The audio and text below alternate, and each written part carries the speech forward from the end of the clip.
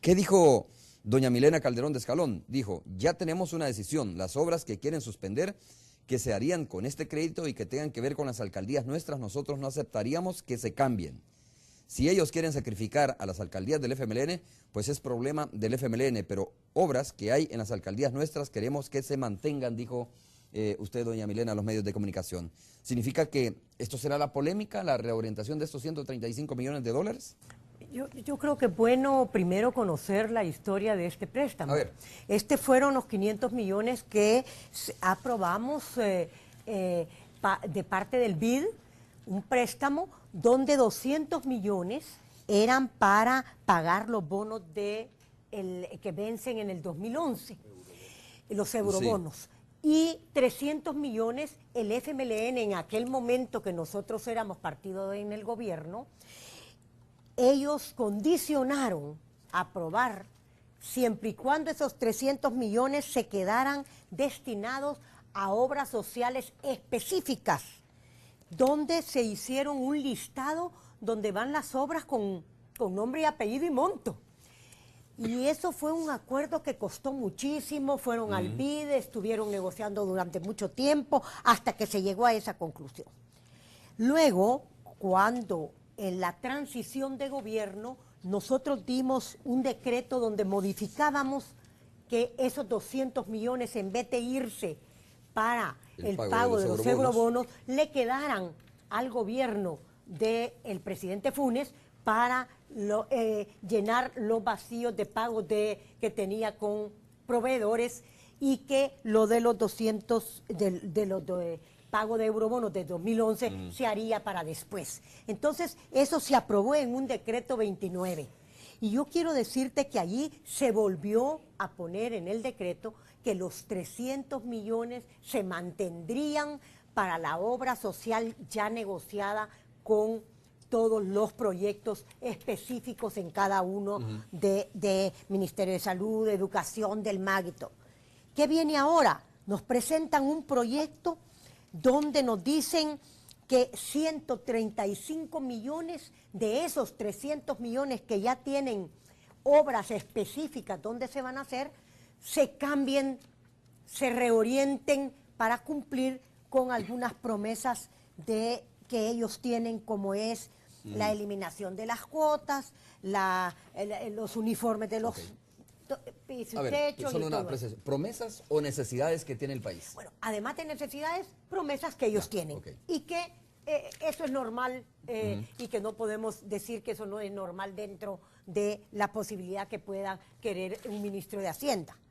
Pero lo que nosotros sí podemos decir es que si ya hubo un acuerdo donde nos habíamos puesto con nombre y apellido los proyectos, ¿cómo es posible, digo yo, que le vamos a dar, si estoy de acuerdo, que le demos uniformes a los niños, que se le dé, bueno, es más, no solo a los niños, se lo debería de dar a los jóvenes como el bachillerato?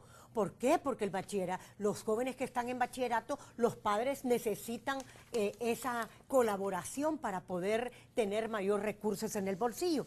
Pero ¿qué pasa? Le quitan 24, fíjate que le quitan 14 millones al Ministerio de Salud, le quitan 24 millones al Ministerio de Educación. ¿En qué se lo quitan? En la reparación de las escuelas que en este momento necesitan reparación. Entonces yo pongo un pequeño ejemplo. ¿Cómo van a andar los niños bien arreglados y con las escuelas con goteras y con los techos deshechos que se tienen que cambiar? Doña Milena, solo una apreciación. Es decir, ¿le están quitando a educación y salud o le están reorientando a educación y salud? Porque de repente van a quitar, digamos, estos 24 millones del programa de mejoramiento de la infraestructura de los centros escolares rurales y urbanos, pero no es que se lo quita a educación, sino más bien esta plata se va a utilizar, en este momento se busca utilizar para la compra de uniformes y zapatos, Dejate de hacer esas obras de ¿Cuestión las de prioridades? escuelas y la pasás a uniformes. Quitas, por ejemplo, la reparación de las unidades de salud y lo pasás para la eliminación de las cuotas.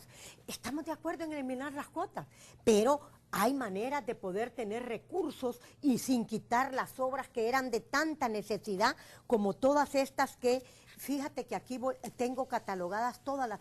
Mira, nosotros en Santana, y te quiero dar un pequeño ejemplo, las colonias unidas en Santana ha sido una colonia que durante años de años ha pasado pidiendo agua para su colonia. Llevar el agua a través de cañería costaba miles de miles que no se ha podido hacer a través de el ANDA. Aquí habíamos logrado poner en este proyecto del dinero que venía de esos 300 millones, el poder hacer un tanque de captación de 1000 metros cúbicos. Ahora lo quitan. Con un plumazo, eso queda eliminado porque pasa para cumplir con las promesas del gobierno actual. Ahora, doña Milena, ¿esta no es una posición meramente política, partidaria de la fracción, cuando dice si quieren quitarle obras que están destinadas a las alcaldías nuestras, o sea, no lo vamos a permitir? Es que como que dice, no es queremos que beneficien a nuestras Yo alcaldías. quiero decirte que no es porque son nuestras alcaldías, es porque ahí hay gente que ha pedido estos proyectos y es gente que necesita esos proyectos, como por decirte lo que le pasa a esta colonia Unidas, que está gobernada por el FMLN, pero yo soy de las que voy a pedir que ese proyecto se quede, porque yo sé la necesidad que tiene esa colonia en el municipio de Santa Ana. Y así te puedo decir la reparación de muchas escuelas que ya los profesores habían pedido que necesitaban esas reparaciones y de un plumazo se le quitan porque tiene que cumplirse los uniformes. Y fíjate que esto se va de un préstamo, se va a gasto corriente. Ahora, a ver, eso no podemos permitirlo. Hay una cuestión bien importante. Lo que sucede en este momento, pregunta para ambos, ¿no? Es que el poder adquisitivo de la población salvadoreña, los ingresos de la población salvadoreña ha bajado, y estoy hablando de los de más escasos recursos porque ya no le está llegando las remesas, porque de repente su familiar en Estados Unidos ya dejó de percibir la remesa y hoy está mandando menos o no está mandando nada.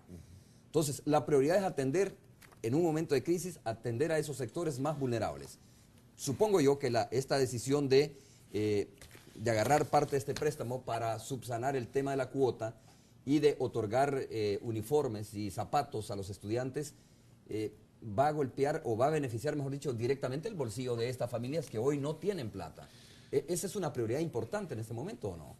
Definitivamente que lo es, y nosotros no estamos en contra de eso. Al contrario, lo hemos... pero pareciera que sí, es la percepción que me quedó, doña Milena. Y ahí es donde yo quiero voy a aclarar esto. Mira, aquí esta cuestión es de prioridades. Nosotros no queremos que los útiles escolares, que los uniformes, que los zapatos se le den solamente al área básica, sino que queremos que se les dé a bachillerato también. Así o sea, es para que veas el compromiso que nosotros tenemos con estos temas. Pero también, te voy a poner un ejemplo, y ahí es donde yo veo la pérdida de las prioridades. Un ejemplo claro, se ha ido a poner la primera piedra de la construcción del hospital de maternidad, pero aquí se está eliminando la construcción del hospital de la Unión, que son 17 millones de dólares. Así es. Y eso serviría en determinado momento para la descentralización de servicios. No, de nada nos sirve estar construyendo un hospital. Aquí, donde hay varios hospitales, y en la Unión, que no tenemos hospital, se está dejando de construir.